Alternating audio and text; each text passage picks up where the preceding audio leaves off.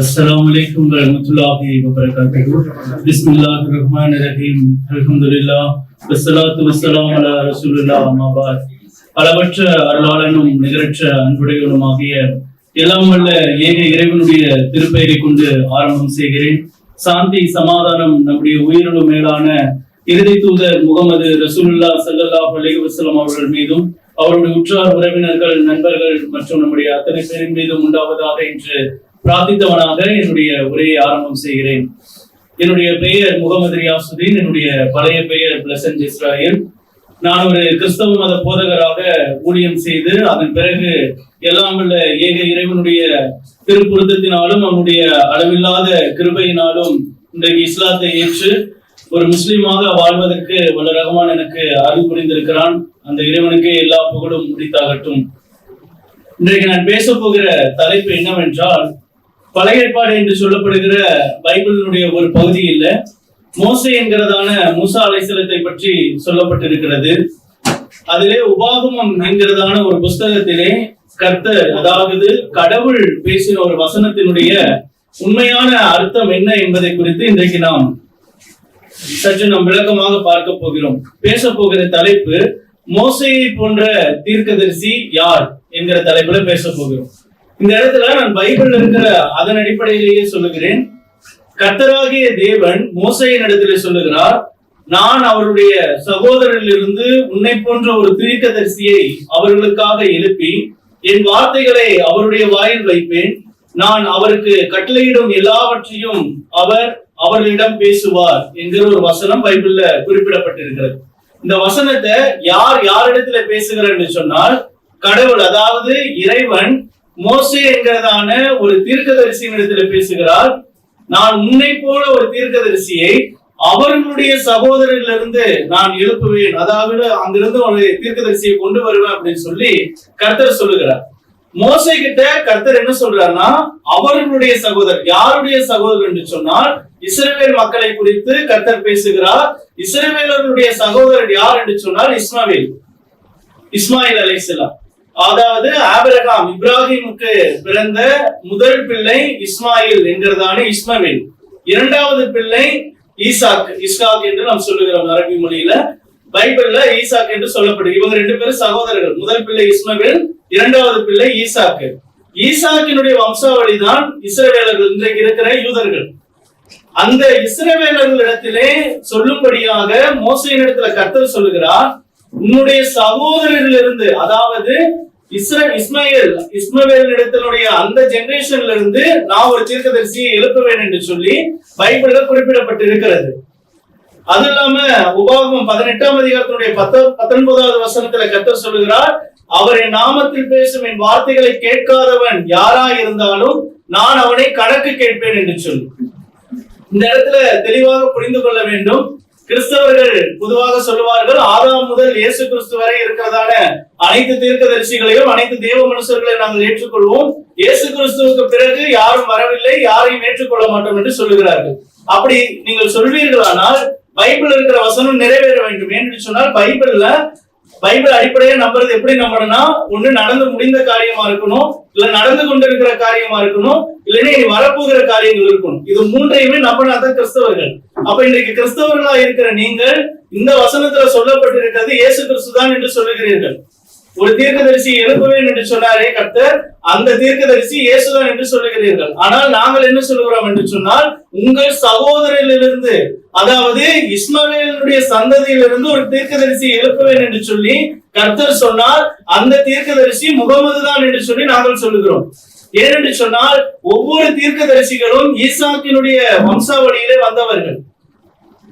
ஈசாக்கினுடைய பிள்ளையாக யாக்கோப் இருக்கிறார், யாக்கோபுடைய பிள்ளையாக யோசேப் இருக்கிறார். அதன் பிறகு யோசேப்பினுடைய சந்ததிகளிலே அப்படியாக பிள்ளைகளாக வந்து இயேசு கிறிஸ்து வரையிலும் வருகிறார்.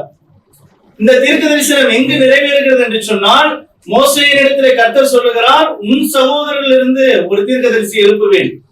அப்படின்னா இப்ப இயேசு கிறிஸ்து தான் அந்த தீர்க்கதரிசின்னு கிறிஸ்தவர்கள் சொல்லுகிறார்கள். முஸ்லிம்களாகிய நாம் என்ன சொல்றோம்னா, அந்த தீர்க்கதரிசி முகமது என்று சொல்லுகிறார். அப்படின்னா பைபிள் வசனம் தெளிவாக சொல்லுகிறது, மோசேயை போல ஒரு தீர்க்கதரிசி. அப்ப வரப்போகிற தீர்க்கதரிசி எப்படி இருக்கணும்னா மோசேயை போல இருக்கணும். அப்ப நம்ம இன்னைக்கு ஒரு கம்பேர் பண்ணி பார்க்க போறோம். மோசேயை போல இயேசு இருந்தாரா, அல்லது மோசேயை போல முகமது இருந்தாரா அப்படிங்கறத நம்ம கம்பேர் பண்ணி பார்க்க போறோம். முதலாவது பிறப்பை குறிச்சு பார்க்க போறோம். பிறப்பின் அடிப்படையிலே மோசே எப்படி பிறந்தவர் என்று சொன்னால், தாயும் தகப்பனும் உங்களுக்கு இருந்தாங்க. அவர் ஒரு அதிசய பிறப்பாக ஒரு கடவுளால வித்தியாசமான முறையில் அவர் என்ன செய்யல, பிறக்கல. மோசே தாயும் தகப்பனும் இருந்து பிள்ளை என்ன செய்திருந்தார், பிறந்திருந்தார். ஆனால் அதே போல தீர்க்கதரிசி என்று சொல்லுகிறார்கள் கிறிஸ்தவர்கள். ஆனால் அந்த இயேசு கிறிஸ்து தாய் மட்டும்தான் இருந்தாங்க, தகப்பன் இல்லை. உலகத்துல தகப்பன் ஒருத்தருடைய பேரை அவங்க சொல்லிக் கொண்டார்களே தவிர இயேசுக்கு தகப்பன் இல்லாம தான் இயேசு என்ன செய்தார், பிறந்தார். ஆனால் முகம்மதுவுக்கு தாயும் இருந்தாங்க, தகப்பனும் இருந்தாங்க. அப்ப இந்த தீர்க்கதரிசிக்கு தாயும் இருக்கிறார்கள், தகப்பனும் இருக்கிறாங்க. அப்போ இவர்தான் மோசேயை போன்ற தீர்க்கதரிசி என்பதை நாம் சொல்லுகிறோம். அடுத்ததாக திருமண காரியத்தை பத்தி பார்க்கணும். மோசே திருமணம் செய்திருந்தால் இயேசு கிறிஸ்து திருமணம் செய்யல. இயேசுக்கு திருமணம் என்பதே கிடையாது. ஆனால் முகமது என்ன செய்திருந்தார், திருமணம் செய்திருந்தார். அப்ப என்னை போன்ற ஒரு தீர்க்கதரிசினா அவர் பிறப்பிட தாயும் தகப்பனும் இருந்து பிறந்திருக்கிறார். இரண்டாவதாக அவர் திருமணம் என்ன செய்திருக்கிறார். மூன்றாவதாக மோசே மக்களை வழிநடத்தக்கூடியதான சத்தியங்களை கொண்டிருந்தார். சட்ட திட்டங்களை இறைவனிடத்திலிருந்து நேரடியாக பெற்றிருந்தார். மோசே கிட்ட அதாவது இறைவன் எப்படி பேசுவாங்க அப்படின்னா, ஒரு மனிதனோடு பேசுவதை போல பேசுவாங்க. இந்த ஜெனரேஷனுக்கு தேவையான எல்லா சட்ட திட்டங்களை சரியத்தை முழுமையா என்ன செஞ்சிருந்தாங்கன்னா கொடுத்திருந்தாங்க. ஆனா இயேசுவுக்கு அப்படிப்பட்ட சரியத்தினுடைய சட்டங்கள் கிடைச்சதால கிடைக்கல. பைபிள்ல இயேசுவுக்கு வேதம் கொடுக்கப்பட்டதாகவே வசனம் கிடையாது. நம்ம இஸ்லாத்துலதான் இயேசுவுக்கு இன்ஜில் என்கிற வேதம் கொடுக்கப்பட்டது என்பதை நாம் நம்புகிறோம். ஆனால் பைபிள்ல இயேசுவுக்கு வேதம் கொடுக்கப்பட்டுச்சுன்னே கிடையாது. பைபிள் எந்த இடத்துல இப்படி வசனம் கிடையாது. அப்படி இருக்கும் பொழுது இயேசு மோசேயை போல தீர்க்கதரிசி தான் இயேசுன்னு சொல்ல முடியாது. மோசேவுக்கு வேதமும் கொடுக்கப்பட்டிருந்தது, அதே சமயத்துல சட்ட திட்டங்களும் கொடுக்கப்பட்டிருந்துச்சு. பைபிளினுடைய அடிப்படையிலே இயேசுவுக்கு எந்த வேதமும் கொடுக்கப்படல. இஸ்லாத்தினுடைய அடிப்படையில பார்த்தா கூட இயேசுவுக்கு வேதம் என்பது மட்டும்தான் கொடுக்கப்பட்டுச்சு தவிர அவருக்கு அதாவது சரியத்தினுடைய சட்ட திட்டங்கள் எதுவும் கொடுக்கப்படல. ஆனால் இயேசு கிறிஸ்துவுக்கு பிறகாக வந்த முகமது அவர்களுக்கு சரியத்தினுடைய சட்டங்களும் கொடுக்கப்பட்டுச்சு, வேதமும் கொடுக்கப்பட்டுச்சு. அப்படி இருக்கையில் மோசேயை போல தீர்க்கதரிசி நிச்சயமாக அவர் முகமது தான், இயேசு கிடையாது என்பதை புரிந்து கொள்ள வேண்டும். அடுத்ததாக மரணத்தை குறித்து நாம் பார்க்க வேண்டும். மரணம் மோசேக்கு எப்படி மரணம் சம்பவித்தது என்று சொன்னால், அவருக்கு இயற்கையான ஒரு மரணம் ஏற்பட்டது. இயேசுவுக்கு மரணமே ஏற்படவில்லை. கிறிஸ்தவனுடைய நம்பிக்கையின்படி பார்த்தா இயேசு மரித்தார், மறுபடியும் மூன்றாம் நாள் உயிரோடு எழுப்பப்பட்டார் என்பது. அப்படி மரணமாகவே இருந்தாலும் கூட, கிறிஸ்தவனுடைய நம்பிக்கையின்படி மரணமாகவே இருந்தால் கூட அது இயற்கையான மரணம் கிடையாது, கொலை செய்யப்பட்ட மரணம். ஆனால் மோசேயினுடைய மரணம் இயற்கையான மரணம், முகமதுனுடைய மரணமும் இயற்கையான மரணம். ஆகவே என்னை போன்ற தீர்க்கதரிசி என்று மோசேயை போல ஒரு தீர்க்கதரிசினா அது முகமது மட்டும்தானே தவிர அது இயேசு இல்லை என்பதை இங்கு நம்ம தெளிவாக புரிந்து கொள்ள வேண்டும். அதே போல மோசே ஒரு கூட்டத்துக்கு ஒரு ஊருக்கு ஒரு விளக்கமா சொல்லணும்னா, ஒரு சமுதாயத்துக்கு, ஒரு கூட்டத்துக்கு ஒரு தலைவரை போல, ஒரு அதிகாரியை போல, ஒரு மன்னரை போல இருந்தவர். இயேசு அப்படிப்பட்ட ஒரு ஆட்சி முறையில அவர் கிடையாது. அவர் ஆட்சி தலைவராக எந்த இடத்துலயும் இல்லை. ஆனால் முகமது முழு மக்கா நகரத்திலிருந்தவருக்கும் மதீனா நகரத்திலிருந்து அங்கு வந்தவர்களுக்கும் அவர் ஒரு தலைவராக, ஒரு மன்னரை போல என்ன செய்தார், இருந்தார். இதையெல்லாம் அடிப்படையில் வைத்து பார்க்கும் பொழுது இயேசு கிறிஸ்து அந்த தீர்க்கதரிசி அல்ல, முகமது தான் அந்த தீர்க்கதரிசி என்பது தெளிவாக வசனங்களினுடைய அடிப்படையிலேயே இருக்கிறது. ஆகையால் கிறிஸ்தவர்கள் தயவு செய்து புரிந்து கொள்ள வேண்டும். கர்த்தர் சொன்ன மோசேயை போன்ற ஒரு தீர்க்கதரிசி அவர் நிச்சயமாக முகமது தானே தவிர அவர் இயேசு கிறிஸ்து அல்ல. இயேசு கிறிஸ்துவே சொல்லுகிறார், நான் போன பிறகு பிதாவாகிய தேவன் தேற்றரவாளனாகிய பரிசுத்த ஆவியை உங்களிடத்தில் அனுப்புவார். அவர் உங்களை சகல சத்தியத்திற்குள்ளாகவும் நடத்துவார். அவர் எப்படி நடத்துவார்னா சகல சத்தியத்துக்குள்ள. ஏதோ இப்ப கொஞ்ச காலத்துல ஏதோ கொஞ்சமான வசனங்கள் தான் உங்களுக்கு சொல்லப்பட்டிருக்கிறது. எனக்கு பின் வரப்போகிறவர் உங்களை சகல சத்தியத்திற்குள்ள எல்லா உண்மைக்குள்ளாகவும் உங்களை நடத்துவார் என்று சொல்லி இயேசுவே சொல்லி இருக்கிறார். இரண்டாவது, இயேசு கிறிஸ்து சொன்னதை போல அப்போஸ்தலருடைய நடவடிக்கைகளிலே வசனங்கள் பதிவு செய்யப்பட்டிருக்கிறது. அவர் வரும் பொழுது, அதாவது இயேசுவுக்கு பிறகு வரப்போகிற தீர்க்கதரிசி வரும் பொழுது அவர் பாவத்தை குறித்து, நீதியை குறித்து, நியாய தீர்ப்பை குறித்து மக்களை கண்டித்து உணர்த்துவார் என்று சொல்லப்பட்டிருக்கிறது.